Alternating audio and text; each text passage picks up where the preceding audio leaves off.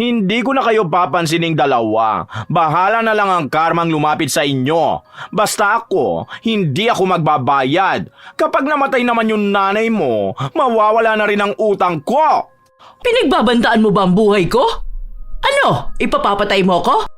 Hoy, wag ka nga mambibintang dyan. Ano, magbabayad ba ako ng iba para ipapatay ka? Ano ka ba, special?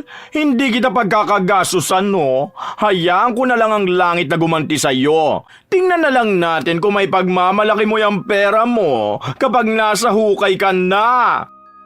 Isa rin sa sitwasyon na mahirap makawala ay ang pagkalubog sa utang.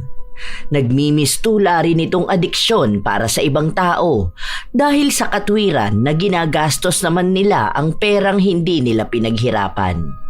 Ganoon ang palaging iniisip ni Larcy hanggang sa tuluyan na siyang nalubog sa kanyang mga utang. Yun din ang naging dahilan niya para gawin ang isang bagay na sa tingin niya ay makakatulong sa kanya para makalaya. Ngunit ang masama niyang plano ay maaari ring maging mitya ng isang sumpa para sa kanya. Magagawa niya pa kayang makabayad sa kanyang mga kautangan o hihintayin na lang niyang singilin siya ng kamatayan? Ito naman si Ate Juliet, hindi pa patawarin ngayong araw na to. Alam mo naman na ang dami nangyayari sa life ko. Saka ka naman ingel Holiday ngayon, paawat ka naman kahit minsan. Akala mo kasi lagi kang tatakbuhan eh. Dito lang naman ako nakatira, hindi ako aalis. Ano namang kinalaman ng holiday sa pagbabayad mo ng utang mo? Ito ang usapan natin, di ba? Alam mo naman na to nung nakaraan pa. Larcy, ilang buwan ka nang hindi naghuhulog. Hindi naman pwedeng pabayaan mo ang utang mo. Anong hindi naguhulog? Di ba kabibigay ko lang sa inang tubo nung nakaraan? Wala naman akong pera, te. Nagsarado na nga ang tindahan ko. Maliliit na kitaan lang ang ginagawa ng gurang na bakla, Awa na lang. O baka gusto mong wala na ako makain? Hindi naman pwede na lagi na lang awa ang paiiralin ko. Paano naman ako? Hindi ko naman pera yan eh. May financer ako. Yung pera na binibigay niya, kailangan ko rin ibalik sa kanya. Ako naman ang malulugi nito kung aabonuhan ko. Kakarampot na nga lang ang kita ko sa pagpapautang. Pinapaikot ko rin naman ang pera. Hindi pwedeng nakastak lang yan sa iisang tao ng mahabang panahon. Anong kakarampot dyan? 5-6 yan? 200 na agad kita mo sa 1,000 utang. Mababa na ang 5K na pautang mo sa isang tao. Ano ba naman? Napatawad mo na yung sakin, di ba? Babayaran naman kita kapag nagapera na ako eh. Pambili lang ng pagkain na meron ako. Baka naman kapag binayad ko pa sa'yo, mamatay naman akong mulat ang mata. Ano? Akala mo ata sa akin lahat yun? Mas malaki naman ang binabayad ko sa financer. Hindi pwede yang hayaan. Inutang mo yung pera na yan. Dapat lang nabayaran mo yan. Ito na naman tayo sa pahirapan kang singilin eh. Buwan na nga ang hulog mo, di mo pa magawa. Pero nakikita ko ang mga post mo sa Facebook, panay kagala. Last week nasa Palawan kayo. Nakita ko yung mga picture mo, nasa eroplano pa kayo. Mano sana na ibinayad mo na lang yun sa akin para sana makaulit ka pa kung sakaling uutang ka. Hindi ko naman pipigilan ang gala mo eh. Ang sa akin lang, alamin mo naman ang responsibilidad mo sa utang mo. Pati ba naman post ko sa Facebook, papakialaman mo pa? Malamang nagliliwaliw lang yung tao. Stress ako sa buhay. Siguro naman hindi ka bawasan sa pera mo, magpakasaya ako, di ba? Saka libre yun ng mga kaibigan ko. Nag-ambagan sila para sa akin. Hindi naman ibig sabihin na nagmamayaman ako sa Facebook. Pwede mo na yung punahin kapag hindi ka makasingil sa akin. Huwag naman ganun. Hiwalay naman ang social life ko dyan sa utang, no? Kasi naman, kailangan ko talaga nung pera. Kailangan ko pa bang isa-isahin sa'yo lahat? Kapag lumalapit ka sa akin, hindi naman tayo ganitong sapilitan. Madali akong kausap, pero kapag singilan na, ang dami mong sinasabi sa akin. Masama yung ginagawa mong ganyan, te. Baka naman karmahin ka niyan sa ginagawa mong panggigipit sa tao. Hindi ako nanggigipit, naniningil lang ako. Nung nangungutang ka, ang dami mong pangako sa akin. May sinasabi ka pang malupit na racket na gagawin mo. Nasaan na yun? Bakit ngayon na nagkakasingilan na dinadaan mo ako sa karma? Hindi ba ikaw dapat ang makarma? Dahil sa panay ka utang, hindi ka naman marunong magbayad. Over ka naman sa karma. Kumato ka nga dyan. Kakatakot yan. Humihiling ka ng masama sa kapwa mo. Basta hanggang sa linggo pagbibigyan kita. Ayoko ng tubo lang ang ibibigay mo sa akin. Kailangan ko yung mismong pera dahil ako ang masisira sa financer ko kung hindi ako makakapagbigay ng pera sa kanya. Usapan na natin ha. Sumunod ka naman. Hindi yung maniningil pang magmamakaawa. Ito naman, akala mo hindi magkakilala eh.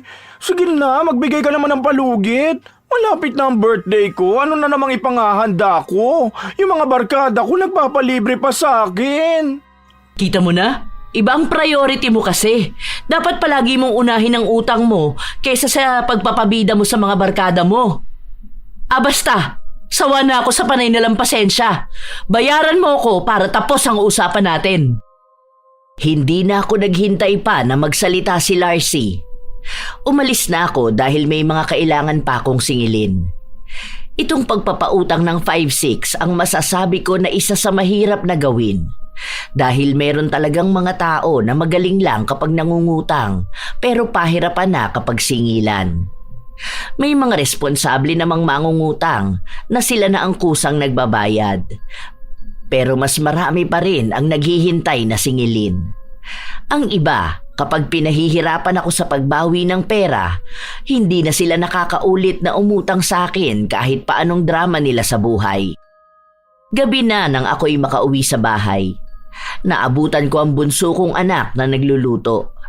Dalawa na lang kaming magkasama sa bahay dahil yung dalawa ko pang anak meron ng mga asawa. Ang asawa ko naman, matagal nang sumakabilang bahay. May sarili ng pamilya. Nay, paluto na to. Pahinga ka na lang po muna dyan tapos tawagin na lang kita kapag kakain na. Si Ate Virgie po pala galing dito kanina, naghulog siya. Andyan po sa taas ng aparador nilagay ko. Inipit ko po dun sa may yung notebook na blue. Hay, mabuti pa yun si Virgie, hindi na kailangan pansingilin. Siya na talaga yung kusang nagbabayad ng utang. Ganun yung mga magandang pautangin eh. Tumutupad sa usapan, hindi gaya nung iba na idadaan ko pa sa paawa o kaya sila pa ang magagalit. Si Larcy po ba nasingil nyo na? Balita ko galing yun sa galaan ah. Tapos nagmamayaman na naman sa mga upload niyang pictures. Meron pa kahapon, nasa fine dining kumain. Meron pang nalalaman na feeling blessed. Yun na nga ang sabi ko sa kanya, pero wala namang nangyari. Ang daming sinasabi sa akin. Hindi ko pa nakukumpleto yung pera na ibibigay ko sa financer. Ang dami ko pang di nasisingil. Ang dami nilang paawa sa akin eh. Kahit naman anong gawin ko, alam ko na hindi ko sila mapipilit. Dapat po yata itigil nyo na yan. Bitawan nyo na yung mga pautang-utang na ganyan kasi kayo lang ang nahihirapan dyan eh. Nagkakaroon pa kayo ng kaaway. Yung iba naman kasi hindi makaintindi, hindi marunong magbayad. Magaling lang kapag utangan. Paano naman yung mga tao na lumalapit sa akin at humihingi ng tulong? Minsan kasi nakakaawa rin sila, lalo na kung emergency, tapos wala man lang silang malapitang tao. Kilala na ako rito sa atin bilang nagpapa 5-6 talaga. Ilan na ba ang natulungan ko dahil din sa ganitong pautang? Malaki rin ang tulong nito sa atin. Pero masama rin po kasi ang tingin ng tao sa mga ganyan, Nay. Saka po pautang kasi yan na may tubo.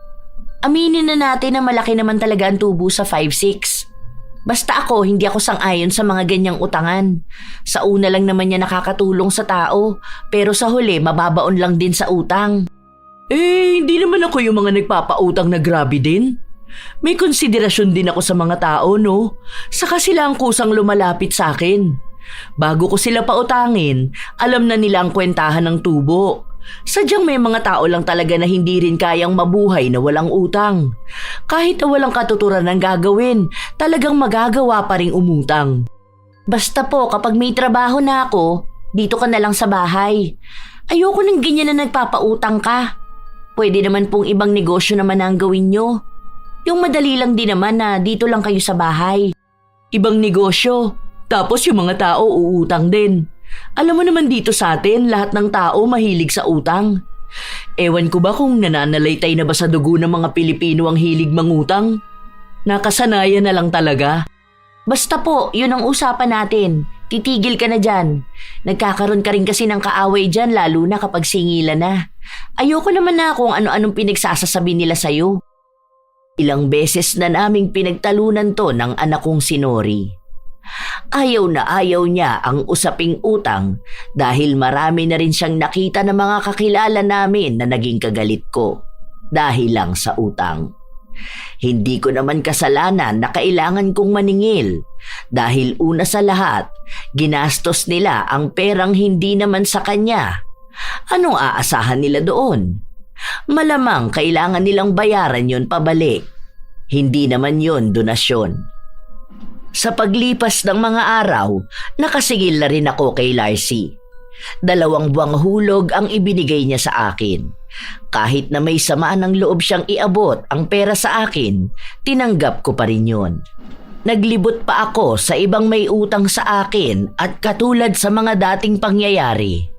Samot-saring dahilan at paliwanag ang natanggap ko mula sa kanila kung bakit hindi pa sila makakapagbayad sa akin. Isang hapon, habang nagpapahinga ako sa bahay, biglang dumating si Larcy at umiiyak. Sige na, 50K ang need ko. Kailangan operahan ng tatay ko. Wala naman ako ibang malapitan. Tapos yung mga kapatid ko naman, wala mga pera. Alam mo naman yung mga yun mga hampas lupa din gaya ko. Ang baba pa ng sahod sa probinsya namin. Sige na, para sa buhay ng tatay ko, maawa ka naman, te. Buhay na ng tao yun. Magkano pa ba ang balance mo sa akin? Nasa 30K pa yun, bakla. Hindi ka na nga nakakahulog sa akin eh. Kung uutang ka pa, papalo na ng humigit kumulang 100K ang dapat mong bayaran sa akin. Saan ka naman kukuha ng perang ipambabayad mo, Aber? Kung sa hulugan nga hindi ka na makausad, sa ganyan pa kayang halaga.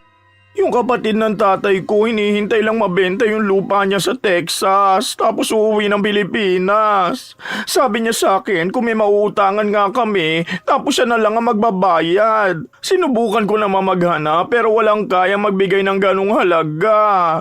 Yung mga kaibigan ko naman, may mga pinagkakagastusan ngayon. Promise, te, isettle ko ng buo yung utang ko. Babayaran ko talaga, hindi na hulugan. Talagang promise, Pexman, mamatay man. Kahit dagdagan mo pa ng tubo. Kung ayaw mo ng 5'6", gawin na nating 5'7". Need na need lang talaga ng tatay ko. Delikado kasi talaga ang kalagayan niya eh. Kung matatagalan pa ang operasyon niya, baka hindi ko na siya makita pa. Paano naman ako makakasigurado na babayaran mo nga yan? Ako rin kasi ang natatakot. Hindi mo naman ako masisisi kasi kilala na kitang makunat magbayad eh. Kung hindi ka papipilitin, di ka naman nagkukusang magbayad. Kulang na nga lang lumuhod ako para lang sa bayad mo. Okay, sige, ganito na lang. Ikaw na lang munang humawak ng ATM ko. Diyan pinapadala ng tita ko ang pera. Kapag nagpasok na siya ng pera, ikaw ang kumuha para kunin mo na rin yung bayad sa utang. Sasabihan na lang kita kapag nagpasok na siya. Inaayos na kasi yung papers para sa lupa niya Totoo ba yung mga sinasabi mo? Baka mamaya dinadaan mo na naman ako sa mga salita mo, ha? La, di ka pa rin pala talaga naniniwala sa akin? Ito, message niya sa akin. Basahin mo, nandito lahat ng usapan namin. Pati na rin usapan namin ng kapatid ko sa kalagayan ng tatay ko. Namamaga na nga rin itong mga mata ko, kakaiyak ko. Kasi wala talaga akong mahagilap na taong tutulong sa akin. Feeling ko nga mababaliw na ako. Kaso wala pa akong hawak ngayon. Bukas ko pa makukuha ang pera. Ire-request ko pa yun sa financer. Kailangan niya pa munang ihanda ang pera. Kung sakali man, tanghali pa bukas, pupuntahan ko pa sa bahay nila. Sigurado ka dyan sa sinasabi mo, ha? Huwag mo naman akong lokohin tapos idadahilan mo pa ang tatay mo. O ito, picture ng tatay ko na nasa ospital. Kanina ba sila tawag ng tawag sa akin? Aburido na nga ang utak ko eh. Gusto ko na nga bumuka ka kung saan para lang may makuhang ipadadala sa kanila. Tingin mo ba gagamitin ko pa ang kalagayan ng tatay ko? Buhay na niyang nakataya rito. Kahit naman ako nahihiya na sa paglapit sa iyo eh. Pero sa totoo lang, ikaw lang talaga ang may mabuting puso na madaling makausap. Oo na, sige na, naniniwala na ako sa'yo. Basta siguraduhin mo to ha. Hindi to hulugan. Kailangan mo tong bayaran ng buo. Ay, maraming salamat, te. Hulog ka talaga ng langit. Kung kani-kanino na ako lumapit, ikaw lang ang nakatulong sa akin. Salamat talaga. Oo, promise ko yan sa'yo na buo ang ibabayad ko. Wala na sana akong balak na pautangin siya, pero hindi ko naman maatim na makarinig ng ganoong mga drama sa buhay. Lalo na kung para naman din sa pamilya niya. Agad kong kinausap ang financer ko para kunin ang pera na ipapautang ko kay Larcy. Kinabukasan, bumalik siya sa bahay namin at doon ko ibinigay ang perang inuutang niya. Umiiyak pa siya sa harapan ko dahil sa labis na pagpapasalamat. Naiintindihan ko naman siya dahil buhay nga naman ang kanyang ama ang nakasalalay sa pera na yon. Pero hindi naman niya ako dapat pasalamatan ng ganon dahil kailangan niya pa ring bayaran ang utang niya sa akin. Hindi ko napansin na nakita at narinig pala ng anak ko ang naging usapan namin. Alam ko sa mga tingin niya na tutol siya sa ginawa ko. Dahil ilang beses na niya akong sinabihan na wag na ngang kumuha pa ng dagdag pera sa financer dahil kapag nagkataon, ako naman ang malulubog sa utang. Mamaya nagpapaawa lang yun eh. Para naman pong hindi nyo kilala yung bakla na yun. Lahat na yata ng klase ng drama nasabi na nun para lang makautang sa inyo. Hindi lang naman kayo ang inuutangan nun. Narinig ko nga yung balita na nagsanlayo ng ATM tapos hindi niya tinubos. Wala naman palang pumapasok na pera doon dahil wala siyang trabaho. May ipinakita siya sa akin at yung tatay niya nga ang nasa ospital. Nakakaawa naman kasi yung tao. Paano kung kailangan talaga niya ng pera, di ba? Paano kung nagmatigas ako tapos hindi na isalba ang buhay ng tatay niya? Baka habang buhay akong habulin ng konsensya ko. Paano po kung hindi naman totoo? Siya ba hahabulin ng konsensya niya kung ikaw ang sisingilin ng financer mo dahil sa utang niya? Ako naman ang nasistress sa mga pinagagagawa niyo, Nay. Magtiwala na lang tayo. Hayaan mo na. Alam ko naman na babayaran niya ang utang niya.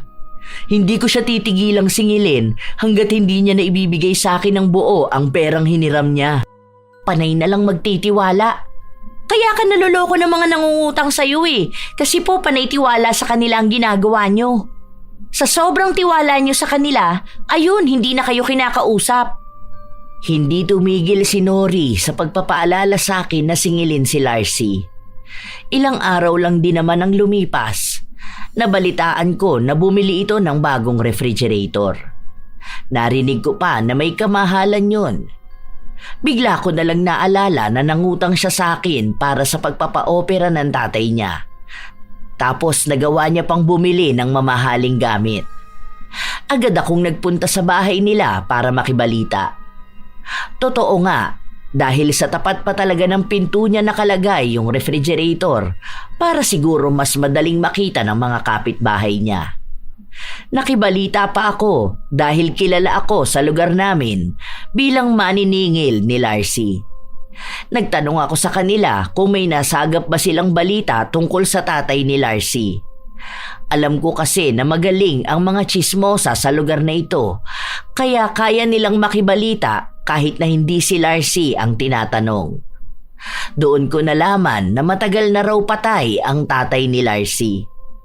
Hindi ko naman sinabi sa kanila na may ipinakita itong litrato sa akin, pero sila ang nagkwento na dati raw may nanugod kay Larcy dahil sa utang nito at ang idinahilan niya ay ang inutang nitong pera para sa operasyon ng kanyang ama. Hindi ko napigilan ang sarili ko na sugurin siya. Dahil kung ano ang kwento nila, ganun-ganun din ang nangyari sa akin. Larcy! Lumabas ka nga diyang bakla ka! Lumabas ka dyan! Oh, ano na naman ba yon? Bakit ba pupunta ka lang dito sa bahay ko? Magsisisigaw ka pa ng ganyan. Gagawa ka pa ng eskandalo, nakakahiya naman sa mga kapitbahay.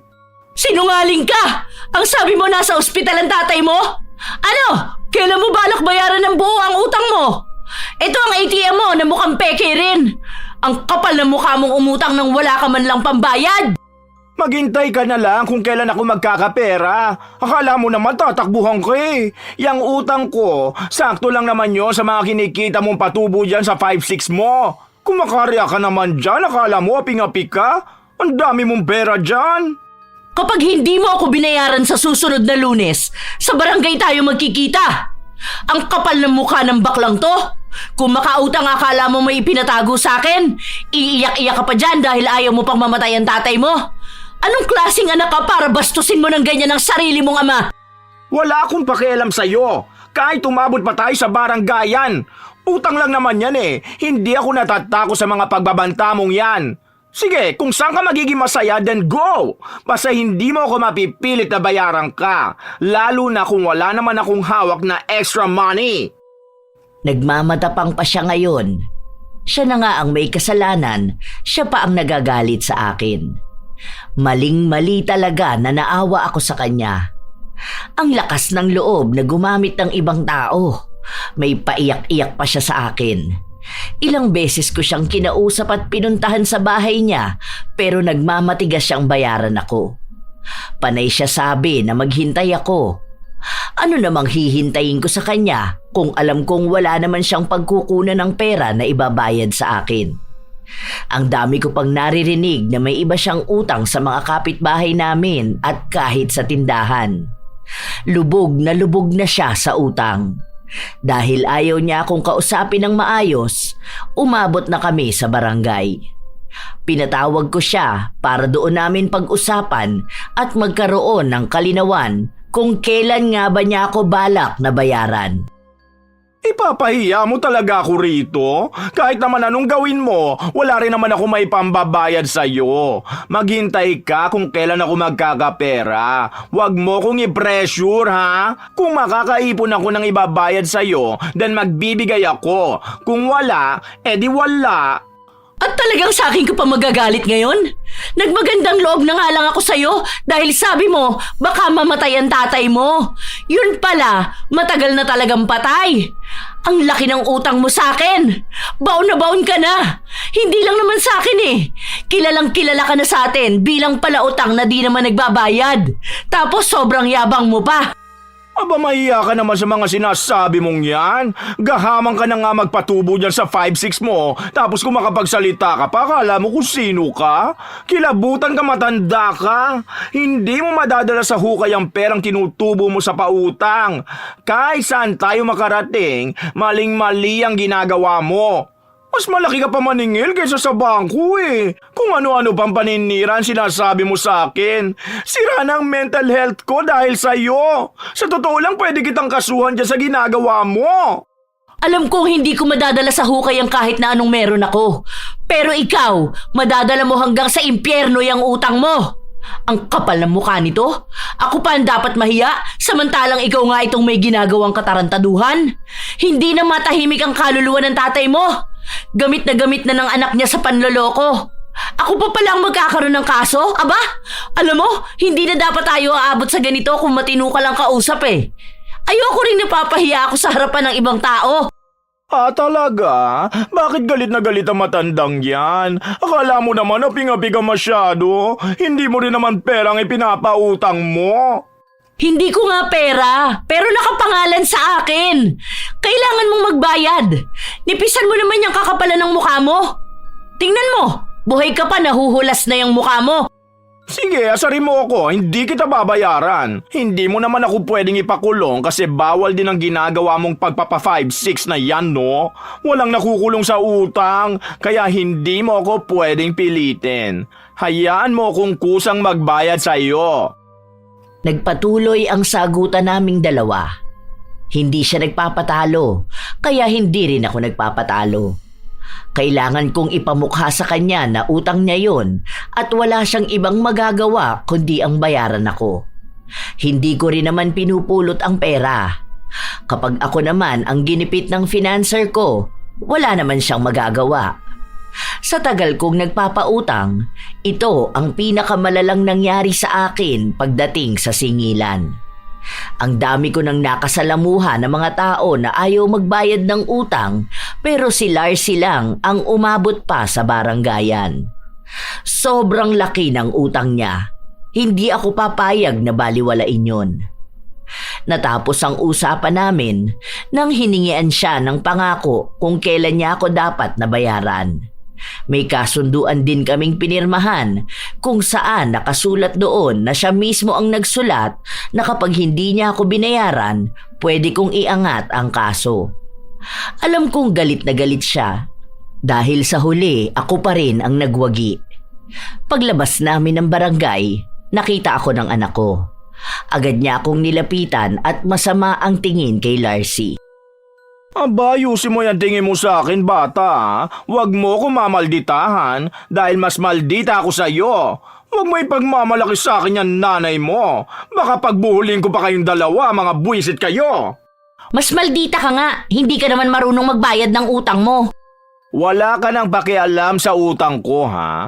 Wala ka pang alam sa ganito. Ayan, diyan ka sa nanay mo kumampi para paglaki mo, manahin mo ang kasamaan ng ugali niya. Ang kaswapangan niyan sa paniningil ng utang. May future ka para sa pagpapa 5-6 na yan. Maldita ka rin eh. Una dyan, dapat masama ang ugali mo para kapag maniningil ka, hindi ka makukonsensya. Bagay na bagay sa'yo. Ngayon pa lang alam ko na rin maitim yung budhi mo. Huwag mo ngang pagsalitaan ng ganyan ng anak ko. Hindi naman siguro kasalanan ng ibang tao na ganyan ang ugali mo, no? Na hindi ka naman talaga marunong magbayad ng utang mo. Huwag ka na po masyadong magalit, Nay. Baka mapano ka pa. Wala namang maitutulong yung thunders na bakla na yan. Baka mas matuwa pa yan kapag napahama ka. Ay, attitude talaga si bata. Wow, manang-mana sa ina niya. Talaga? Buti na lang bakla ka kaya wala kang anak. Walang magmamana sa pagiging palautang at manloloko mo. Matanda ka na, mag-isip ka naman. Matuto kang mahiya at magbayad ng perang ginastos mo. Uutang-utang ka tapos di ka magbabayad. Tapos kapag sa social media mo feeling blessed ka? Anong blessed doon? Ang perang utang mo? Flex-flex ka pa ng mga bago mong gamit tapos iiyakan mo lang sa paawa ang mga pinagkakautangan mo. Hindi ko na kayo papansining dalawa. Bahala na lang ang karmang lumapit sa inyo. Basta ako, hindi ako magbabayad. Kapag namatay naman yung nanay mo, mawawala na rin ang utang ko. Pinagbabandaan mo ba ang buhay ko? Ano? Ipapapatay mo ko? Hoy, wag ka nga mambibintang dyan. Ano, magbabayad ba ako ng iba para ipapatay ka? Ano ka ba, special? Hindi kita pagkakagasusan, no? Hayaan ko na lang ang langit na gumanti sa'yo. Tingnan na lang natin kung may pagmamalaki mo yung pera mo kapag nasa hukay ka na. Talagang dinamay mo pa ang langit sa kasamaan mo, no?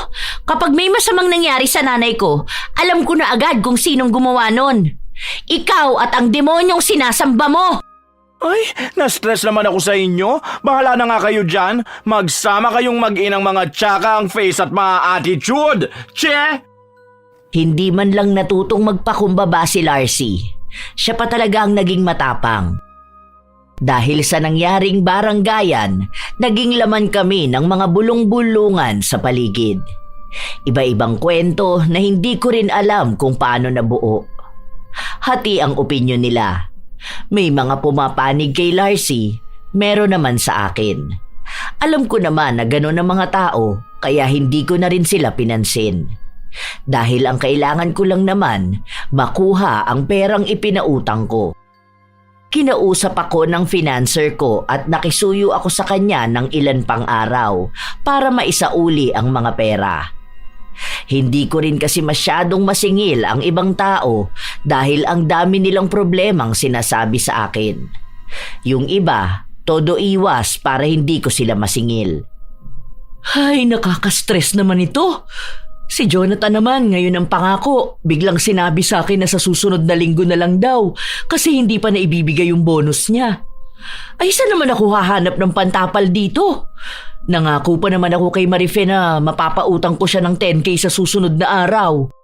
Ayan na nga po kasi ang sinasabi ko sa inyo. Huwag niyo na kasing pautangin ng mga tao. Nagpapadala kayo sa iyak-iyak nila. Pautangin niyo yung mga nagbabayad talaga. Hayaan niyo magalit ang iba. Hindi sila marunong magbayad. Anong aasahan nila? May magpapautang sa kanila? Doon sila sa bangko mangutang. Ewan ko na lang kung anong mangyari sa kanila kapag hindi sila masingil. Ewan ko ba? Dagdag pa sa stress ko yung si Larcy. Ayaw talagang magbayad sa akin, ang tigas. Kapag nagpupunta ako sa bahay nila, laging nakasarado ang pinto.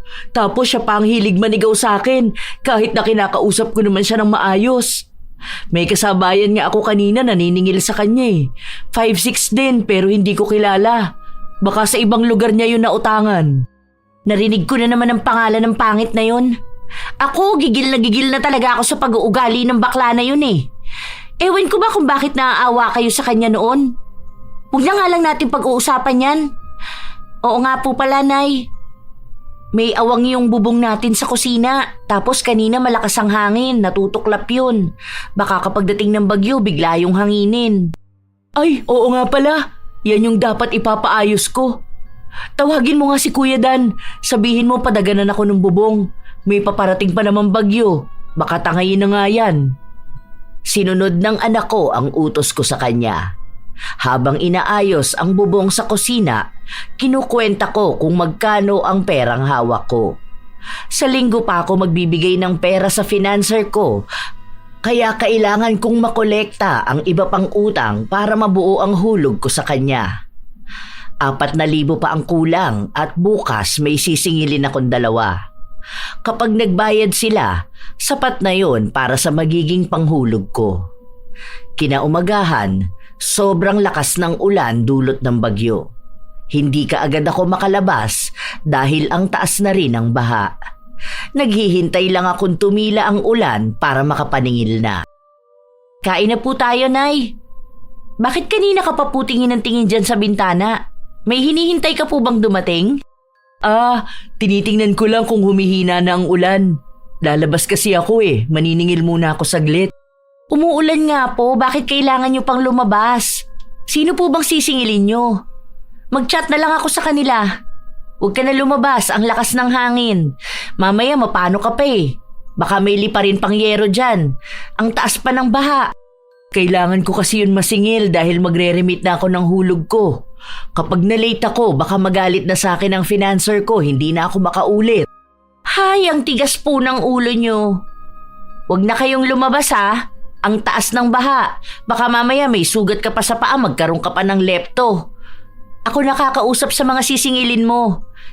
Kasi kung magbabayad naman sila, iaabot nila yun. Hindi yung kahit bumabagyo na, kailangan pa nilang papuntahin sa bahay nila yung maniningil. Yan hirap sa ibang tao, walang pagkukusa. Kahit na gusto kong lumabas, hindi talaga ako pinayagan ng anak ko. Nanatili kami sa loob ng bahay habang malakas ang bagyo. Dahil malamig ang paligid, nagpasya na lang akong matulog sa kwarto ko. Hapon na ako nagising. Nakarinig lang ako ng kalampag ng yero dahil sa lakas nga ng hangin. Pagtayo ko, hindi ko maigalaw masyado ang mga kamay ko. Naninigas ang mga ugat ko. Siguro dahil na rin sa lamig ng panahon. Agad kong tinawag ang anak ko para kumuha ng maligamgam na tubig na pagbababaran ko ng mga kamay ko. Ano pong nararamdaman nyo? Medyo masakit kapag sinasarado ko. Kumikirot-kirot. Hindi nyo po ba yan nadaganan? O baka naman napila yan kanina? Hindi naman. Siguro dala na lang din to ng katandaan ko. Baka sumusumpong ang arthritis ko. Konting pahinga lang to. Ganito naman to minsan, di ba? Medyo nanibago lang ako kasi kakaiba yung sakit eh. Hilutin ko na lang ang kamay nyo. Sandali, kukunin ko yung binili kong miracle oil. Ang sabi sa akin, magandang araw yun sa mga kasukasuan. Ito po ang sinasabi ko sa inyo. Tapos kanina gusto nyo pang lumabas. Alam nyo na nga na mahina ang katawan at kasukasuan nyo eh. Hindi pa naman ako ganung katanda. Sumakit lang bigla itong mga daliri ko kaya hindi ko maisarado. Pero hayaan mo, magiging maayos din naman ako. Ang sakit! Parang may tumutusok-tusok. Aray ko! Naku po! Teka lang, sandali, kukuha ko ng gamot. Ano ba nangyayari sa inyo, Nay? Ngayon lang ako nakaramdam ng ganitong sakit. Noon naman, sumasakit ang mga daliri ko pero hindi ganito. May kakaiba akong nararamdaman na pati kalamnan ko naaapektuhan. Halos maiyak na ako sa sakit. Tinulungan ako ni Nori na uminom ng gamot dahil hindi nga ako makahawak ng kahit na anong gamit. Hinilot niya rin ang mga daliri ko, pero hindi niya mahuli kung saan ba ang masakit kasi maging ako, hindi ko matukoy kung saan nga ba banda. Matapos niyang mahilot ang kamay ko, pinalot niya ito ng tela para kahit paano raw maiiwas sa lamig ng panahon. Inasikaso niya rin ako at maging pa ako nilagyan ng medyas. Dito ka na lang po muna, huwag ka na magpunta sa labas ha. Ako na magdadala ng pagkain dito. Mas malamig kasi doon, baka biglang sumakit na naman yung mga daliri nyo. Hindi pa naman natin alam kung ano ba talagang nangyayari. Salamat anak, ang bait talaga ng bunso ko. Hayaan mo, mamaya lang naman magiging maayos na ako. Basta po makinig na lang muna kayo. Kailangan nyo lang ng pahinga. Huwag nyo na rin munang isipin yung paniningil nyo ng utang, lalo na yung kakaisip nyo kay Larcy. Ang akala ko, saglit lang itong sakit ng mga daliri ko pero tumagal ito ng ilang araw. Hindi ako makalabas ng bahay namin dahil ayaw ni Nori. Hindi rin naman ako masyadong makakilos dahil bigla na lang itong sumasakit. Minsan nga, naiisip ko na lang na ipaputol tong kamay ko dahil hindi ko na talaga kinakaya. Ilang beses na kaming nagpunta sa center. Yun at yun lang din naman ang nirereseta sa aking gamot. Noong nagpadala naman ng pera ang panganay ko para daw gamitin ko para sa pagpapacheck up sa ospital, ginamit kong pantapal sa kulang na perang ibibigay ko sa financer ko. Hindi pa naman ako makasingil ngayon dahil masama rin ang pakiramdam ko. Anak, pasuyo nga ako. Pumunta ka kina Judith at dun sa bahay na pink. Dapat nung nakarampa yun maghuhulog sa akin, hindi naman nagbigay. Tanong mo kung magbabayad na sila. Paalala mo lang kamo. Kung meron naman na, kunin mo na ang pera. Pagkabukas ni Nori ng pinto, nakita naming naroon si Larcy at parang kararating niya lang din. Gusto yatang makibalita sa nangyayari sa akin. Medyo nagulat pa nga siya nang makita namin siya. Oh, anong ginagawa mo rito? Huwag mo sabihing mangungutang ka na naman. Wala na, magbayad ka na muna. Huwag mo nang isagad yung kakapalan ng mukha mo. Huwag kang ang ganyan makipag-usap sa akin. Nakikichika lang ako. So, true pa lang hanas ng neighbors. Mukhang nakakarma na yan nanay mo, no? Buti nga sa kanya. Kaya siguro hindi na niyan maigalaw ang mga daliri niya. Kasi nasobrahan siya kakahawak ng sobra-sobrang tubo sa pautang niya. Ganyan talaga nangyayari sa mga swapang at mapanlamang na tao. Deserve na deserve magkasakit. Anong deserve ka dyan? Kapag ikaw ang sinampal ko ngayon, yon ang deserve. Nak, ano ba yung bibig mo? Kung ano-ano na naman yung mga pinagsasasabi mo, ha? Makakapanakit ka pa ng tao. Yan, tama. Pagbawalan mo ang anak mo. Baka sa susunod nguso naman niya mamaga o kaya matanggalan siya ng ngipin. Kapag mga ganyan pa naman, mabilis lapitan ng karma. Ikaw, ano kaya mangyayari sa'yo? Matanggal yung mata mo? Ay, dapat buong ulo mo na lang. Wala naman niyang kwenta eh. Andyan nga ang utak mo, hindi naman gumagana. Panay ka karma dyan, dapat ang nakakarma yung palautang pero di nagbabayad. Tapos makapal pa mukha magalit. Hindi ko naman sinasabing ikaw pero ikaw nga. Kaya ganyan na nangyayari sa inyo kasi pamilya kayo na masasamang ugali. Yung nanay mo, gahaman sa 5'6". Ikaw naman, pasmado ang bunganga. Diyos ko, nung umulan ang kasamaan, nandun kayo sa baha, nagtampisaw. Ay wow! Nagsalita ang baklang binuhay ng kapintasan. Kung wala ka magandang dulot dito sa amin, lumayo-layo ka. Baka hindi ako makapagtimpi sa'yo Kung pupunta ka rito sa amin, magbayad ka ng utang mo. Hindi yung panay ka chismis dyan pero baon na baon ka sa utang. Nakikibalita lang ako kung buhay pa yung nanay mo para maging malaya na rin ako sa utang ko. Mukhang malapit na rin naman, so safe na ako. Okay lang yan. Hindi na rin naman siguro yan sisingilin ng financer niya kapag nasa hukay na yan, no? Kapag nangyari yon, zero balance na rin ako. Ang sama talaga ng ugali mo, no? Ang saya mo kapag may taong nahihirapan. Sa halip na magsumikap ka para makabayad, ang ginagawa mo, nananalangin ka pa ng masama. Ay, true! Lalo na kung nanay mo'y nahihirapan. Paano ba naman? Puro stress binibigay sa akin yan, no? Lalo na kapag sinisingil ako. Wala na nga akong pambayad, todo pa ang haras niya sa akin. Kaya yan na ang karma niya. Tama lang yan. Super happy pa nga ako eh. Hayaan mo, lagi akong bibisita rito para makita kung ano nangyayari sa kanya. Medyo mild pa nga yan eh. Bakit kaya hindi pa yan natutuluyan, no? Sayang. Kapag yan namatay, magbibigay ako sa burol niya ng pink na sopas. Pasalamat ko na rin sa kanya yon. Kasi dinala niya na sa hukay ang utang ko. Alam kong galit na ang anak ko at handa na siyang manakit.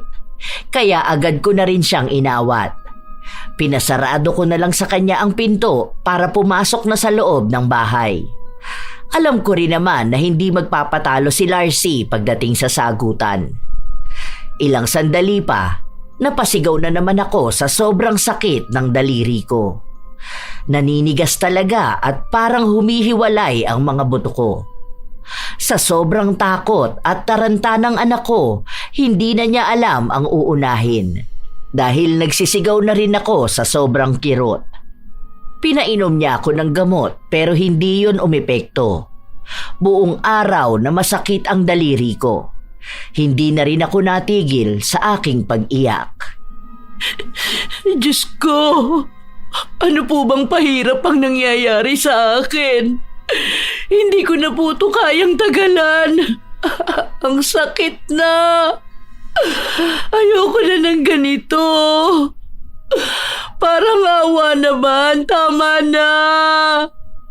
Ayoko na. Tumawag na po ako kay kuya. Ang sabi niya bukas daw pupunta rito si Ate Nalin para samahan kayo sa doktor. Hindi kasi pwede na ganyan na lang kayo palagi. Baka mamaya hindi na lang yan basta arthritis. Namamaga na rin ang mga daliri niyo. Oh. Nakakatakot naman po yan. Dagdag gastos na naman. Iniisip ko pa nga yung ipanghuhulog ko para doon sa utang ni Larcy. Ayokong isipin na karma ko na nga ito. Pero baka nga totoo. Ay, sobrang hirap. Isipin niyo naman po muna ang sarili ninyo. Hindi po yung si Larcy na naman. Ako na ang maniningil sa bakla na yon. Nakakainis na siya. Alam na nga niya may sakit kayo pero masaya pa rin siya eh. Ewan ko ba doon? Sa halip kasi na magbayad ng utang, pinapanalangin pang mamatay ka para hindi na siya magbayad. Ay, nakakagigil! Gusto kong bugbugin eh. Huwag ganun, nak. Masama yun kasi mas matanda pa rin naman yun sa'yo. Wala po akong pakialam sa edad niya. Binabastos ka niya at humihiling ng ikakapahamak niyo. Tingin niyo po ba dapat respetuhin ang ganun tao? Ang dami rin kasing utang nun sa ibang tao eh, pero kayo lang ang kinakaya niya. Paano? Hindi siya natatakot sa inyo eh. Kinakaya-kaya lang po kayo. Pues, ako hindi niya ako kakayanin. Papatulan ko talaga siya kung kinakailangan. Ganito talaga katapang ang anak ko. Kahit noong bata pa lang siya, kapag alam niyang nasa katwiran siya, kahit na sino pa ang kausap niya, ipaglalaban niya ang gusto niya. Umabot hanggang kinabukasan ng paninigas ng mga daliri ko. Nilalagnat na rin ako dahil sa sakit. Maging yung lagnat ko, hindi na bumababa. Nang dumating ang asawa ng panganay kong anak, nagpunta kami sa ospital. 3 araw akong nanatili doon para obserbahan, pero ang gumaling lang sa akin ay ang lagnat ko. Ayoko na magtagal sa ospital, kaya nagpauwi na rin ako. Dagdag gastos lang din kasi kapag nagtagal pa ako. Ayoko naman na pagkagastosan nila ako kahit na sinasabi na ng anak ko na siya naman ang magbabayad ng mga pangangailangan. Ayoko rin namang magmukhang pabigat sa mga anak ko. Nang makauwi kami sa bahay, ang manugang ko ang palagi kong kasama, lalo na kapag may klase si Nori. Nang kinahapunan, nagising akong masama ang pakiramdam pero hindi ko ininda dahil baka dalhin na naman ako sa ospital. Ilang sandali lang din, nakita kong pumasok sa bahay si Larcy at sinabi ng manugang kong hinahanap ako nun. Bakit mo ko hinahanap? Ay, Shala, bakit buhay ka pa rin? Ang lakas mo ng kapit mo. Sa sobrang pagiging masamang damo mo, hindi ka na ata tinatablan. Tinatabla ng ano? Ay naku, bakit ang lakas mo pa rin? Ano bang meron ka at hindi ka dyan mamatay-matay? Dapat matagal na sa iyong impekto eh. Hirap na ako maghintay. Pabalik-balik na ako rito pero wala man lang magandang balita. Bakit mo ba ako hinihintay na mamatay? Ano bang kasalanan ko sa'yo? Malaki ba ang magiging ginhawa sa buhay mo kapag nawala ako sa mundong to? Ay aba, oo, malamang mawawala na rin ang utang ko kapag nawala ka, no? Ang dami mo nang istorbo sa akin eh. Masyado kang papansin, kaya dapat mawala ka na sa mundong ito. Ewan ko ba kung bakit ayaw ka pang sunduin ni kamatayan? Hindi naman dapat ganyan eh. Dapat una pa lang, wala ka na rito sa mundo. Tapos makikita ko na ganito na kaunting paghihirap lang ang meron ka. Ano bang meron sa iyo? Ngayon naniniwala na ako na ang masamang damo, matagal mamatay. Bakit sa akin ka nagagalit kung may utang ka? Hindi ba't sarili mo ang dapat mong sisihin dahil hindi mo alam kung paano maging responsable sa paghawak ng pera? Ginagastos mo ang pera ng ibang tao. Tapos sa halip na ibalik mo ng maayos, hihilingin mo pang mamatay na lang sila? Dahil ang mga gaya mong tao, mga abusado sa kapwa. Ako pa talaga ang naging abusado? Hindi ko naman kayo pinilit na mangutang sa akin ah. Ako ang takbuhan nyo kapag walang-wala kayo. Kapag may emergency kayo, agad akong nagbibigay. Hindi yun pang-aabuso. Ang pang-aabuso, yung hindi ka na nagbabayad ng utang mo, humihiling ka pa ng masama sa kapwa mo. Huwag mo na ipagtanggol pa ang sarili mo. Basta ang gusto ko lang makarma ka na. Malapit na yan, nakikita ko na. Hindi ko lang alam kung ano bang kababalaghan ang ginagawa mo. Kung bakit hanggang ngayon nabubuhay ka pa. Umalis na rin siya kaagad matapos niyang sabihin sa akin yon. Hindi ko maikakaila na sumakit ang dibdib ko dahil sa mga salitang sinabi niya sa akin.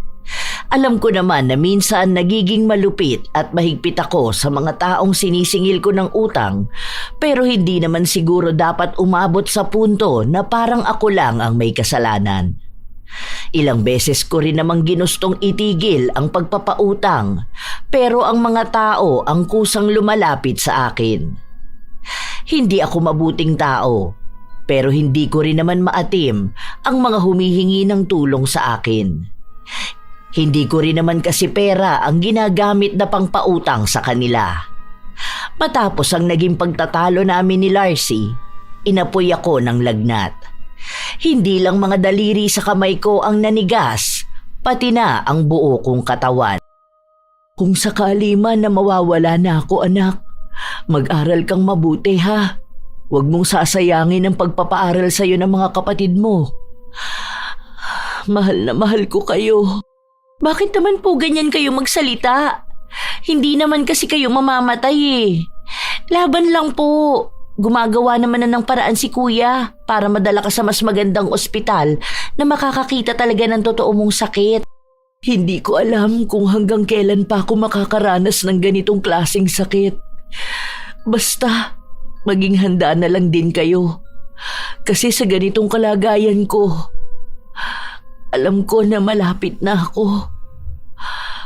Ang mahalaga sa akin, napalaki ko kayo ng maayos. Mag-iingat ka palagi, anak. Ayoko. Hindi po yan. Gagaling ka niyan. Lagi lang tayo mag-pray. Naniniwala po ako na magiging maayos ka rin. Basta lumaban lang po kayo ha. Hindi pa kayo pwedeng mawala. Mamimiss kayo ng mga apo nyo. Tumawag pa naman si kuya. Pupunta sila rito. Excited pa yung mga bata kasi makikita na ulit kayo. Mas lalo akong naging emosyonal sa mga sinabi ni Nori. Kahit na ayoko pa namang mawala, kung yun na talaga ang mangyayari sa akin, wala na akong magagawa pa. May oras naman ang bawat tao at baka ito na rin ang sa akin. Hindi ko na rin kasi kaya itong sakit na nararamdaman ko. Dagdag pa na para na akong pabigat sa aking pamilya. Sa paglipas ng mga araw, wala pa ring nagbabago sa kalagayan ko. Masakit ang bawat parte ng aking katawan at inaapoy ng lagnat. Hindi na bumababa. Isang araw, habang binibihisan ako ng manugang ko, narinig ko ang pagmamadali ni Nori na umuwi sa bahay. Ano ba't nagmamadali ka? Mamaya madapa ka pa dyan sa labas, magkasakit ka pa. Sinabi ko naman sa'yo na mag-iingat ka palagi, di ba? Nay, alam ko na kung bakit ka nagkakaganyan. Yung kaklase ko, naikwento ko yung nangyayari sa'yo at sabi niya, baka raw pinakulam ka ni Larcy. Ano ba yung mga pinagsasasabi mong pinapakulam? Hindi ko akalain na naniniwala ka sa mga ganyang bagay. Hindi naman totoo yung ganyan. Wala naman pong mawawala kung maniniwala tayo, di ba? Kasi ganyan-ganyan daw ang nangyari sa tita niya 2 years ago. Yung tita niyang yun dating nagpapautang, tapos suki raw si Larcy. Ngayon, nung umutang si Larcy ng malaking pera, bigla na lang nagkasakit ang tita niya, tapos namatay. Dapat nga raw ipapa-albularyo pa nila yun eh. Sinundo pa nila yung albularyo, pero huli na ang lahat pagdating nila kasi namatay na. Mukhang ganun ang ginagawa ni Larcy sa mga pinagkakautangan niya, lalo na kapag hindi na niya kayang magbayad.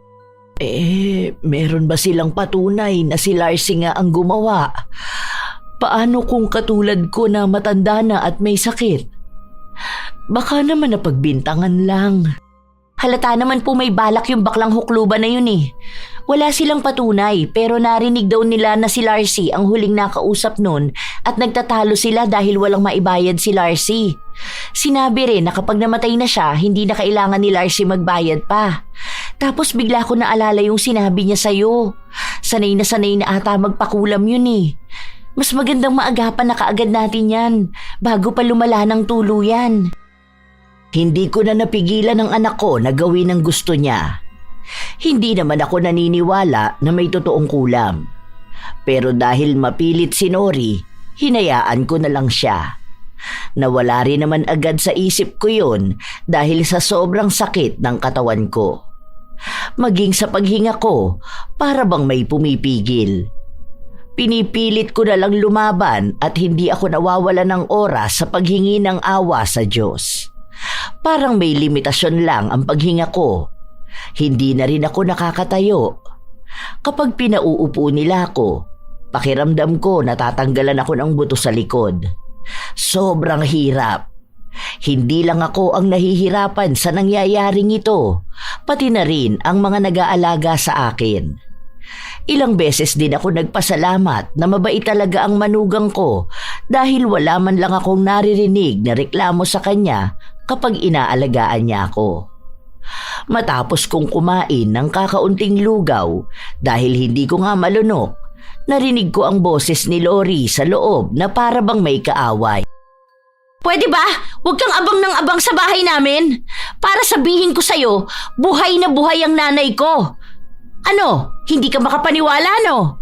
Yun bang mga nauna mong pinakulam? Mabilis mo lang ba silang napatumba? Hoy, wag mo nga ako akusahan ng mga ganyan. Walang iyakang bata ka. Hindi ako lumalapit sa mga mangkukulam. Akala mo yata hindi malalaman ang ginagawa mong kasamaan eh. Mabait na nga sa'yo ang nanay ko, ganun pa ang ginawa mo. Ito ang sinasabi ko sa'yo, bakla ka ha. Darating na rin ang karma mo. Ang dami mong sinirang buhay dahil lang dyan sa pagka-addict mo sa pangungutang. Cancer ka ng lipunang to. Ang mga nagpapautang na mataas magpatubo ang tunay na kanser. Ganyan sa nanay mo. Panapanahon lang ang pagbawi ng karma. Panapanahon ka pa diyang nalalaman. Sunog na sa impyerno yung kaluluwa mo. Akala mo ba walang balik sa'yo yung mga ginagawa mo sa ibang tao? Kaya pala ang lakas ng loob mong umutang. Ipapapatay mo pala sa kulam ang mga pinagkakautangan mo. Napakasama ng ugali mo! Oh, ano naman kung ganun nga ang ginagawa ko, ha? Wala ka naman pakialam. Kung gusto mo, ipakula mo rin ako. Tapos unahan kami ng nanay mong mamatay. Ayan, inamin mo na nga ang ginagawa mo. Bakit naman kita ipapakulam? Bahala na lang ang Diyos na maningil sa'yo. Hindi lang pera ang utang na dapat mong bayaran. Ang dami mong kasalanan. Hayaan mo, darating din ang araw na lahat ng taong ginawan mo ng masama, babalikan ka. Usigin ka naman ng konsensya mo. Inutusan ko ang manugang ko na awatin niya ang dalawa at papasukin na sa loob si Nori. Alam ko na marami ng mga tao ang nakakarinig ng awayan nilang yon. Ang mga kapitbahay pa naman namin, abang na abang sa kaguluhan ng buhay ng iba. Sumunod naman din si Nori, pero pagpasok niya sa bahay, kitang-kita ko ang gigil niya kay Larcy. Umami na siya na ganun talaga ang ginagawa niya. Buisit na bakla na yun eh. Bakit ba may mga taong ganun? Ang kapal ng mukha niya. Siya na nga ang nangungutang na di nagbabayad. Gusto niya pang makaagrabyado ng ibang tao. Sana bumalik sa kanya ng mas malala yung mga ginagawa niya sa ibang tao. Kakaibang ugali eh. Halatang pang demonyo na. Huwag ka na makipagtalo sa kanya. Kahit naman anong sabihin mo sa tao na yun, wala na siyang ibang papakinggan. Baka madamay ka pa. Ayoko naman na ikaw ang gagantihan niya. Hindi rin po ako papayag. Huling beses na niyang gagawin yan dahil siya naman ang susunod na maghihirap. Gusto niyang gamitin ang pera ng iba tapos kapag nakabaon na siya sa utang, iisa lang ang lalapitan niya. Galawang demonyo talaga eh. Nakakagigil. Basta, huwag mong gagawin ang ginagawa niya. Huwag mong gantihan ng kasamaan ang taong gumagawa ng masama. Hindi ko po siya ipapakulam. Pero kapag gumaling kayo, sisiguraduhin ko magbabayad talaga siya sa mga ginawa niya. Ang lakas ng loob niyang sabihin na ikaw ang kinakarma, samantalang siya ang masamang tao. Hindi natigil si Nori sa pagsasalita at sa galit na nararamdaman niya. Kinabukasan, Biyernes, nagising na lang ako nang may isang lalaki na pumasok sa loob ng kwarto ko. Akala ko kung sino yon, pero kasunod naman niya ang anak ko. Nay, siya po yung albularyo na titingin sa inyo. Dapat nung nakaraan pa to kaso lang tuwing Biyernes lang siya nanggagamot at dumadayo. Hindi na ako kumontra o nag-alinlangan sa albularyo. Hinayaan ko na lang siya dahil yun din naman ang sabi sa akin ni Nori. Sa totoo lang, kinikilabutan ako sa nakikita ko. Ito ang unang beses na makakakita ako ng albularyo na nanggagamot sa harapan ko mismo. Kahit na tumira ako sa probinsya noong bata pa lang ako, hindi ako sanay na makakita ng may kinalaman sa itim na mahika. Ilang sandali pa, hinawakan niya ang kamay ko. Parang minamasahe niya lang noong una hanggang sa ibinaon niya ang kuko niya sa gitna ng palad ko. Sandali lang, nasasaktan ako! Ow! Saglit lang po yan, Nay. Kapag nawala na yung sakit na nararamdaman mo, gagaling ka na po. Hindi ko maipaliwanag ang sakit na nararamdaman ko. Pinipisil niya lang naman ang kamay ko, pero buong katawan ko ang nanginginig sa sakit. Napapaluha na rin ako at kahit napigilan kong wag sumigaw, hindi ko magawa. Naririnig ko na bumubulong ang albularyo na para bang may kausap siya pero gamit ang ibang salita. Nakapikit lang siya habang ginagawa yon.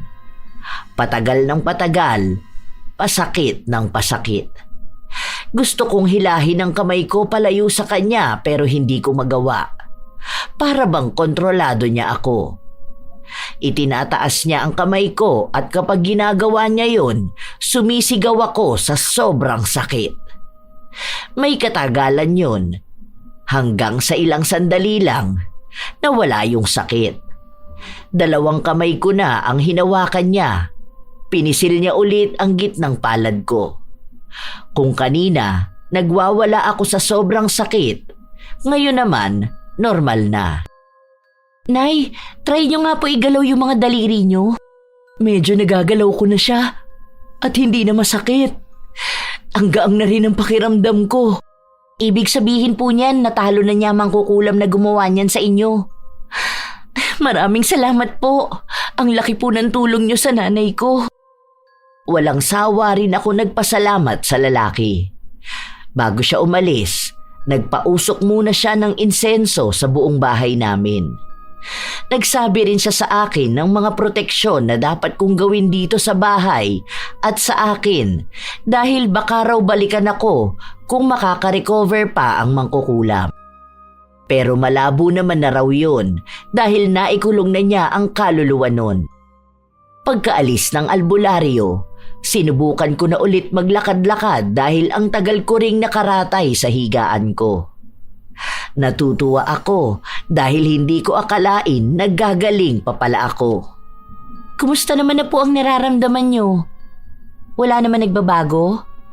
I mean, yung bumabalik yung sakit niyo? Nilalagnat pa po ba kayo? Maayos na ako, anak. Salamat sa ginawa mo, ah. Mabuti na lang nalaman mo ang mga ganyan. Kung ako lang kasi ang tatanungin mo, hindi ko alam yung kulam-kulam na yan. May naririnig ako niya noon sa mga kwento ng mga lola ko nung kabataan ko, pero hindi naman ako nakaranas niyan. Ngayon na lang. Buti na lang po naagapan pa. Kasi ang sabi ng albularyo, karamihan daw sa mga ganyang klase ng kulam, diretso na raw kamatayan. Siguro po dahil malakas din ang pananampalataya natin kaya hindi ka pinabayaan. Salamat sa Diyos. Kay buti niya. Basta po, kailangan nyo na lang maglakad-lakad kada umaga. Magkikilos para naman po gumaling na kayo ng tuluyan. Nakaalalay lang sa akin ang anak ko. Tuwing umaga kami naglalakad dahil mas maganda ang sikat ng araw at mas nagiging aktibo ang katawan ko. Habang naglalakad kami, nakasalubong namin si Larcy. Baka sa mukha niya ang inis nang makitang nagiging maayos na ulit ako. Antibay mo talaga, no? Akalain mo yun, nakaligtas ka pa? Ibang klase ka rin talaga. Oh, baka maningil ka na kaagad ng mga kautangan, ha? Paawat ka naman. Darating din tayo dyan, Larcy. Lalo na malapit nang dumating ang takdang araw dun sa kasulatan natin. Ibig sabihin, pwede na kitang ipakulong dahil sa utang mo. Yun ba talaga ang iniisip mo? Hindi ka nalang magbagong buhay dahil may pangalawang pagkakataong pang ibinigay sa'yo. Dapat na tuluyan ka ng mamatay eh. Wala na sanang problema ang mga tao sa paligid mo. Ikaw lang naman ang problema eh. Hindi lang sa nanay ko kundi dyan sa mga bago mong pinagkakautangan. Ewan ko na lang ba bakit sa dami ng tao, ikaw ang di makarma-karma. Ikaw nga dapat ang nahihirapan eh. Nak, ang sabi ko sa'yo, huwag kang hihiling ng masama sa kapwa mo. Hayaan mo ang langit ang magpasya kung sino ang papatawan ng kaparusahan. Hindi ikaw ang dapat na magsasabi. Sus, ginagamit mo pa ang langit? Hipokritang to. Alam ko namang hinihiling mo rin na magdusa ako, no? Pero sorry ka, dahil hindi yun mangyayari. Hayaan mo, sa susunod matutuluyan ka na talaga. Ewan ko kung makatawag ba kayo ng albularyo. Aba, nambabanta na naman to. Ayusin mo ang buhay mo, hindi yung asa ka ng asa sa kulam. Sa totoo lang, nakakaramdam na ako ng takot. Dahil iniisip ko na paano kung hindi lang sa akin gawin ang bagay na yon. Paano kung ang susunod namang sasaktan ni Larcy ay ang anak ko na? Bilang ganti na hindi niya ako napapatay sa kulam. Nahihirapan akong makapag-isip at makatulog. Nakaupo lang ako sa kama ko habang nag-iisip. Hindi ko napansin na nasa tapat pala ng pinto ang aking anak. Bakit hindi ka pa po natutulog, Nay? Iniisip ko kasi na baka kulamin tayo ni Larcy.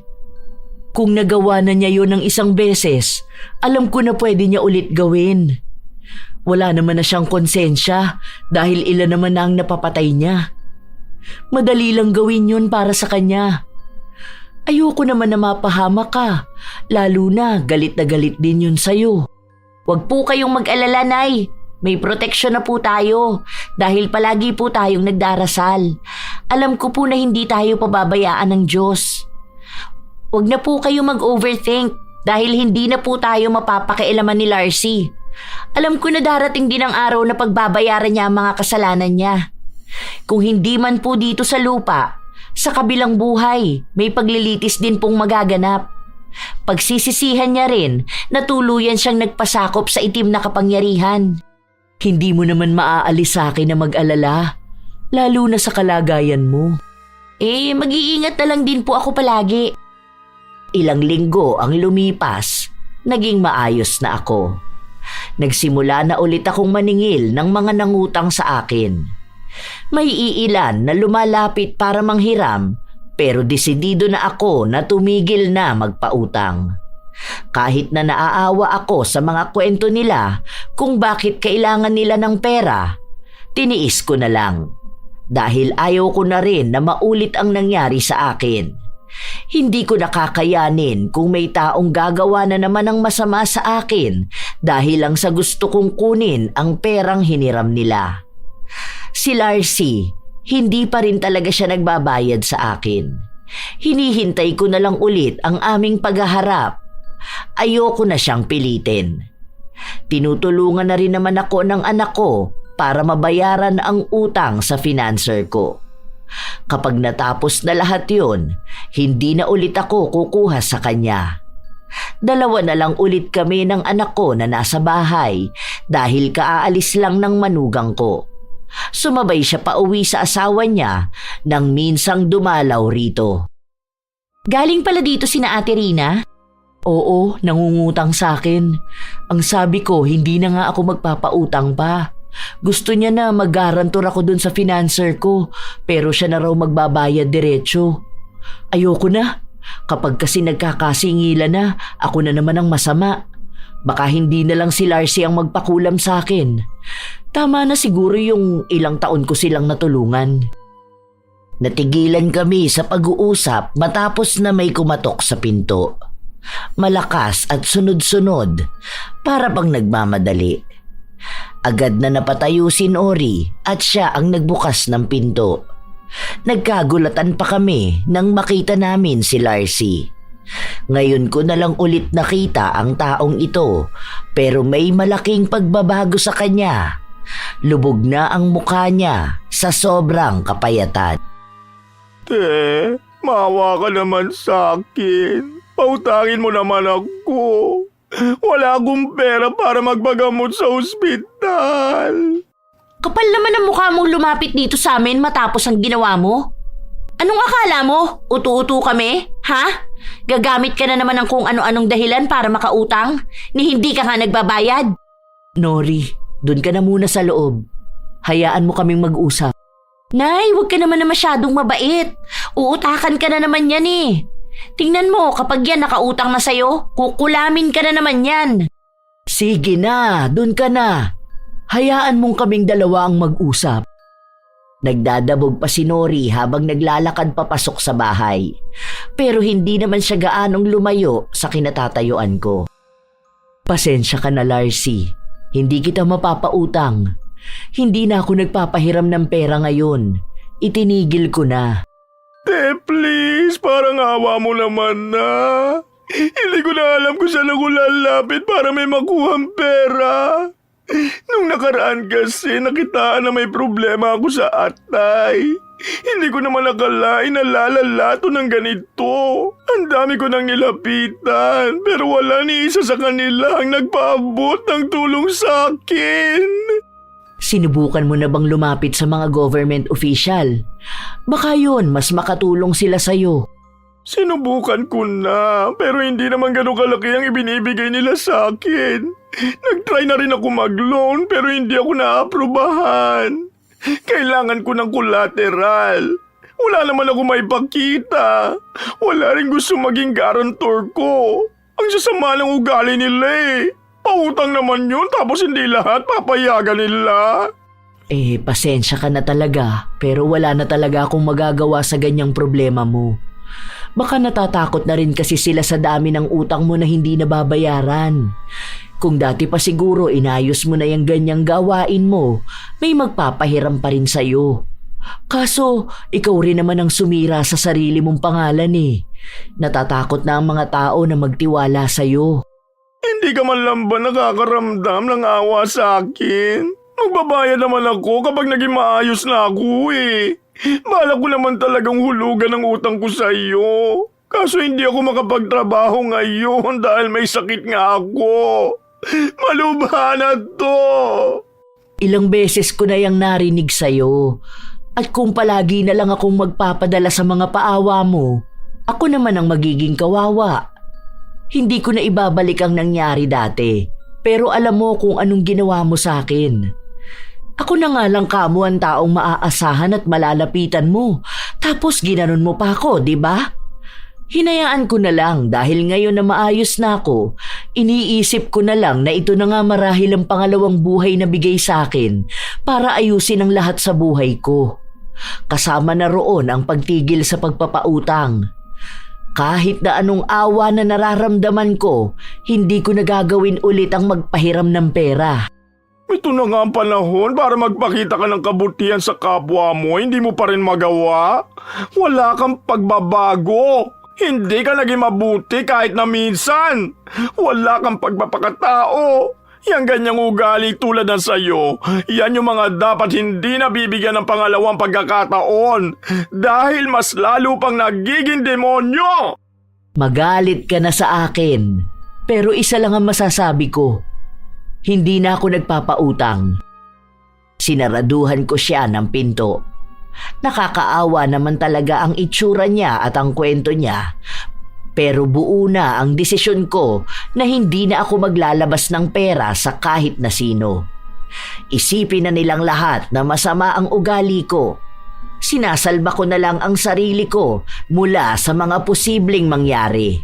Wala akong planong alamin ang nangyayari kay Larcy, pero mismong anak ko na ang nagbabalita sa akin.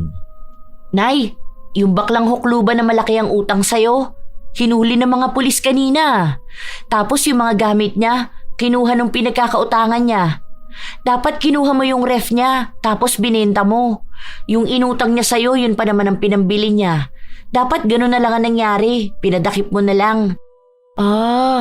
Kaya pala may nagtatanong sa akin kung kukunin ko ba yung ref ni Larcy. Gusto niyang bilhin tapos ibibigay sa akin ng pera. Hindi ko naman alam na dinakip ng pulis. Bakit daw? Scamming at estafa raw ang kaso niya. Matagal na raw yun eh, ngayon lang gumalaw yung kaso. Sobrang lala naman pala ng taong yun. Iba na yung pag-utang-utang at panloloko niya ng tao. Hindi na pang normal. Naging sakit na niya. Hay, buti na lang din. Mabibigyan na ng justice sa mga taong pinahirapan niya at niloko. Deserve na deserve niya yun. Naging maugong ang balita tungkol kay Larcy. Lahat ng mga ari-arian niya ay ibinenta at ipinamahagi sa mga pinagkakautangan niya. Hindi ko man buong nakuha ang bayad sa lahat ng utang niya sa akin.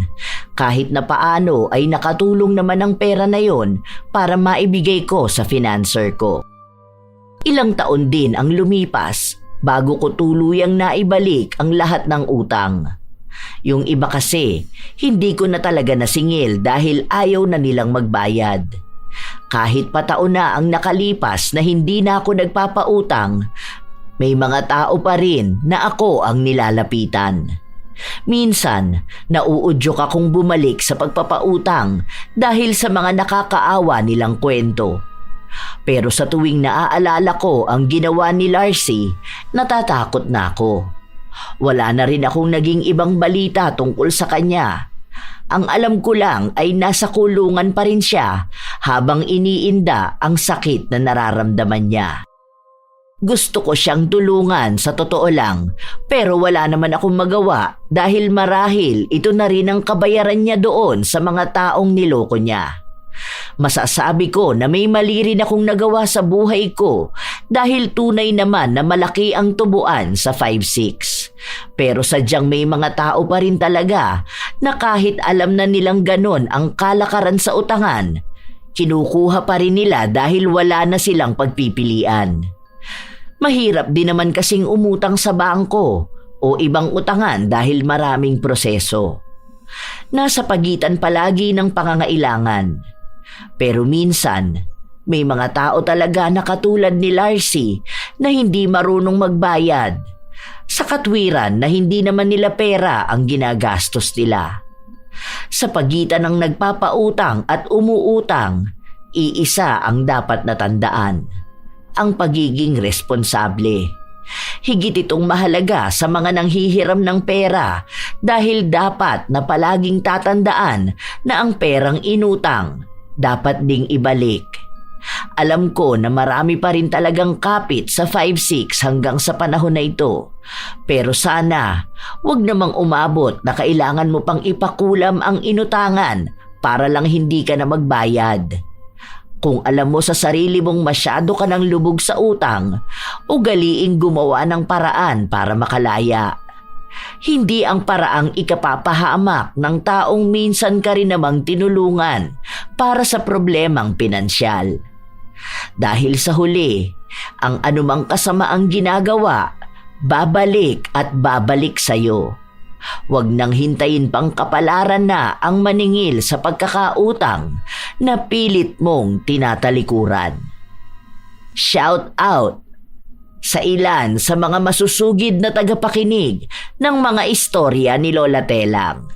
Kumusta kayo, Sidney Crosswind, Echano Lena, Aslam Liza, Beth F8J at Sateng Family, Juliet Ramirez, Elgin TV Vlog, Gladys de los Santos, Hazel Contin, Evie Bugnot at sa mga taga AJJ Garment ng Tarlac na sina Joanne, Melanie, Alex at kay Nanay Evie, Mardy Suzuki, Veronica Caspillo, Rica Subalisid Omanito, Will Maleses, Marfel Reyes, Pureza Tagiwalo, Gio Padlan, Ruth Ann Migano at sa kanyang mga anak na sina Seth, Yana at Gian Migano at sa asawa niyang si Neil Fabilia, Chris Alcantara, Estela da Silva at shout out daw sa mga kapatid niya sa Switzerland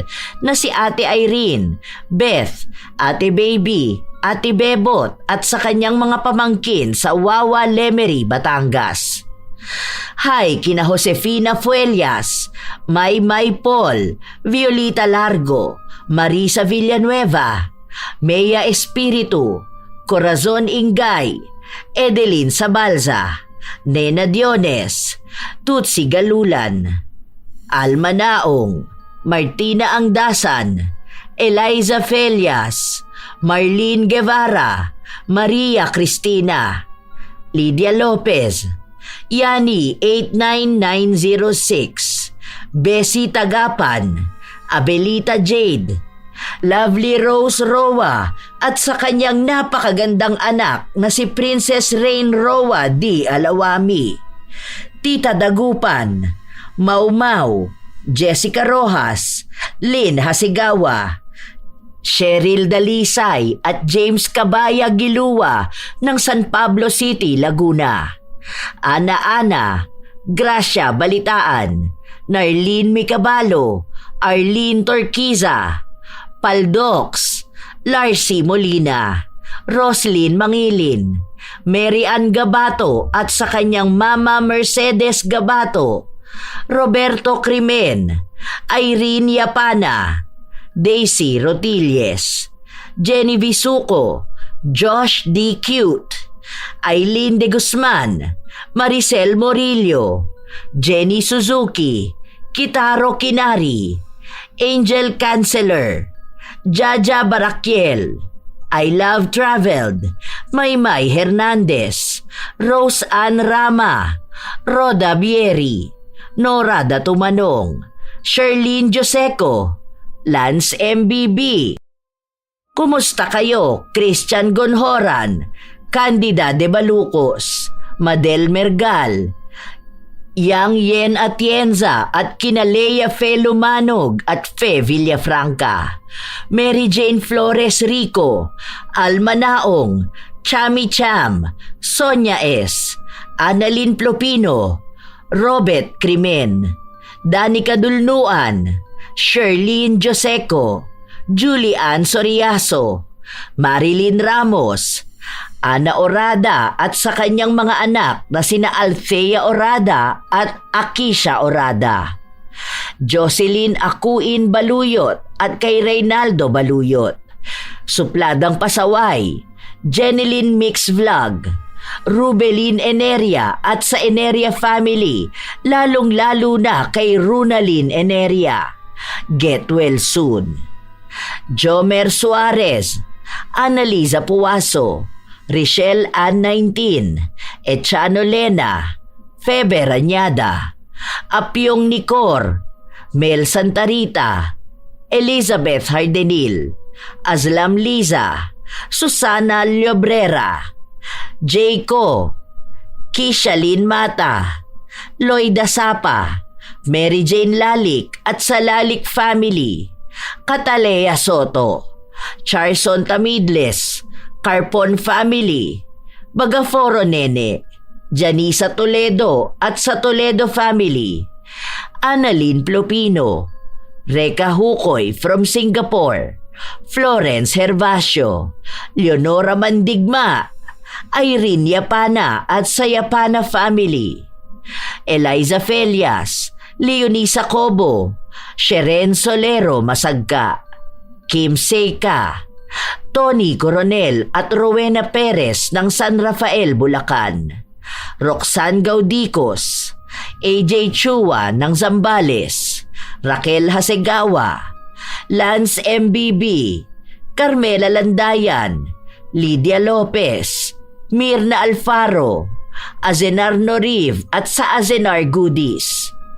Maraming salamat sa pakikinig, Giovanni Divina Gracia at kina Roxanne, Gian, Charis, Gwyneth, Gia at Dorothy Divina Gracia ng Argao, Cebu, Cheryl Cariaga, Matt Sarol, Francisco Neng at sa kanyang asawang adik na rin sa pakikinig sa Lola Telang na si Jeremy Saranilio Francisco, Genevieve Kadapan, Lorna Messina, Maria Lee Nakagawa, Jeanette Takazawa, Anha Rose Ayeras, Lenny 23 Daita, Gami Ramos at sa lahat ng kanyang mga kapitbahay na kasama niyang nakikinig, Danica 7615, Josenita Celeridad at sa kanyang mga anak na sina Arcus at JC, sa asawa niyang si Jude at sa Estronilio Celeridad family.